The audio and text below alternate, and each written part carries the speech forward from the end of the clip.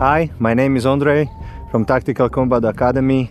Welcome to another episode of MoG Tactical How-To series. In today's episode, we're covering the proper draw, the grip, and the trigger control. It's not just about the speed, it's about the control. Drawing the handgun properly sets the tone for everything that follows. Keep in mind, the right grip, right angle, and the right pressure can mean the difference between the hit or a miss. Start with the solid stance. The feet apart of the sides of your shoulders. Your strong arm goes on the side arm while still holster and establish a full grip. Your support hand comes in the middle of your body.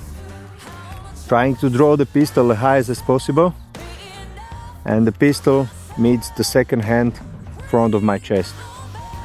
From here, I'm going forward, trying to establish a solid side picture. Don't forget, your grip controls the recoil, follow-up shots, and consistency. A strong hand high forward on the back strap, support hand wraps around, fingers forward, wrist locks.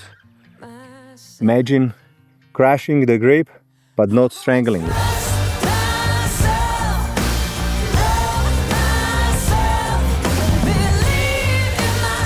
Once the sights are on target, press the trigger slowly, smoothly, no jerking, no anticipation. Focus on the sight stability while applying a continuous rearward pressure.